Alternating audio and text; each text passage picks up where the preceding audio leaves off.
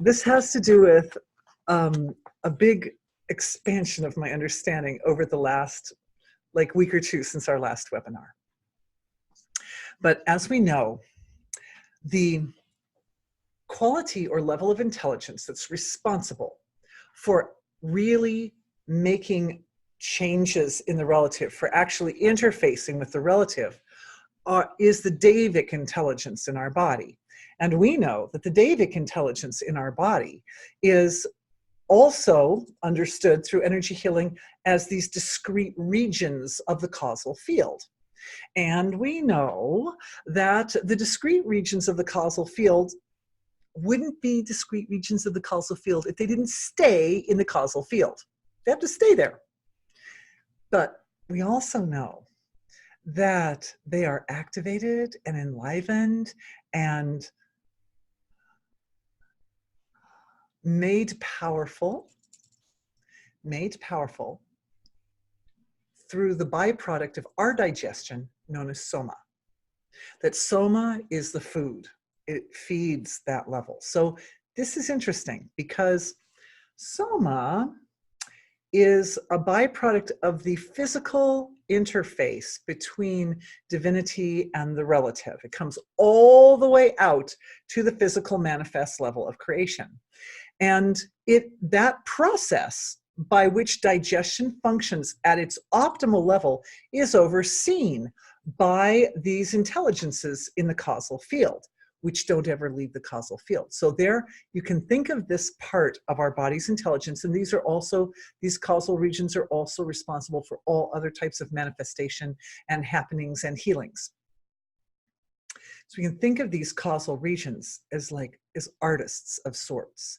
I was trying to think of a metaphor that would work, and one of the thoughts that came to me was pottery. When you make a pot, the artist can't take the same journey that the pot takes. The artist has a part to play in the pot's journey early, right? When the clay is soft, the potter makes the pot and they make the patterns. But then the piece of pottery has to go in the kiln, and the kiln gets really hot, like way hotter than a potter can stand. So the pot has to go on its own unique journey. But it's through that journey that the pot returns to the potter as something useful out of which you can drink water or whatever. So that reminded me a little bit of the way the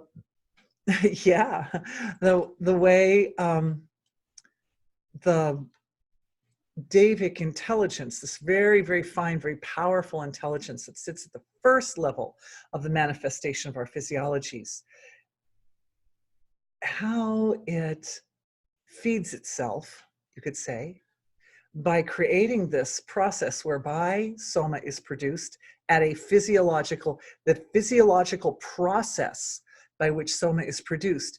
And then the finest value of the Soma finds its way back to that deep, very abstract level of creation and feeds into the intelligence of these regions of the causal field. There's this very amazing question that came in. And this question is from the perspective of a poet.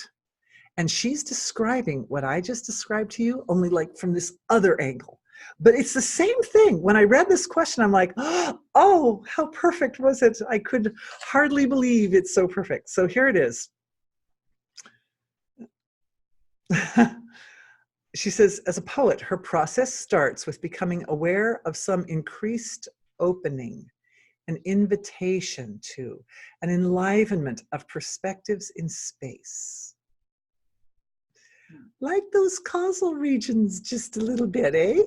Because they are the finest material of the relative is space, of the elements, right? It's very, very fine level. And that space energy is permeating the entire causal level of the physiology.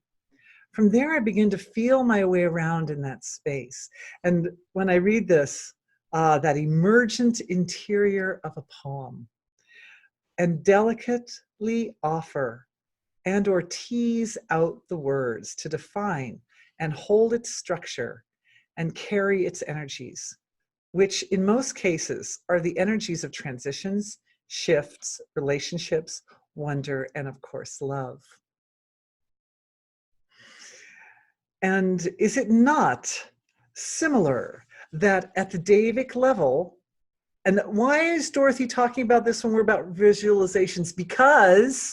Because what we're doing with our creative visualization is we're engaging the part of our intelligence that actually heals. So it's one thing if you've got something broken somewhere in the body, maybe a broken bone or something, and awareness goes in and it pictures the bone, or my lady with MS, you know, pictures the nerves and pictures them. She's putting her visual attention on them healing and healing, knitting the bones together. There are regions of the causal field that are specific for knitting bones together.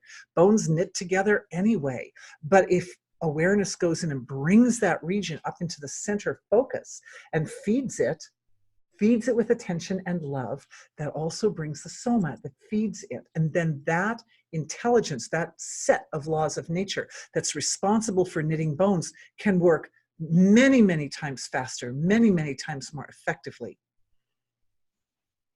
All right. So that's why we're talking about poetry. And besides, this question's beautifully written, so I'm enjoying reading it. She says that there's a give and take, or a back and forth process, a dance of awareness that she doesn't feel that she initiates, but she attends to it when it makes itself available, and has no idea of how to do it intentionally. That's okay, mate. That's what we're doing. That's what we're doing here tonight, right? Also, she says it's a little bit odd that she doesn't have much of a visualization or imagination in the traditional sense. A strange deficit for a poet, she says, in a poet. Instead, the poems evolve as metaphors, which she navigates by soft feeling, soft knowing, and soft intimacy. And through the metaphors themselves can become quite physical and connect very physically with the material world. At their best, I feel my poems become metaphors for the self, by which I discover myself in ways that would not be possible in the abstract.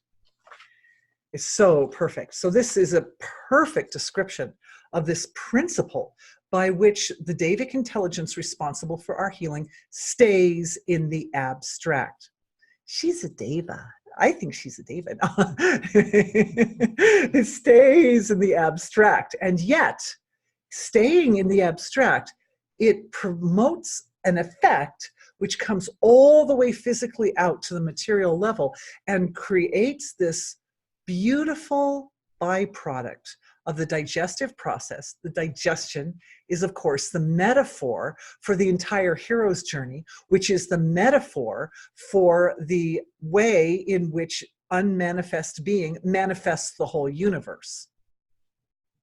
So these abstract values interface with the relative in such a way that they light up and bring the entire manifestation process to the foreground for appreciation, for examination, for the delightful dance in the relative that is. That is rippling through our collective right now as a sort of a lively, scintillating, and it's demonstrating, as it was before, that this scintillating energy is it's kind of a download of all this understanding. All right.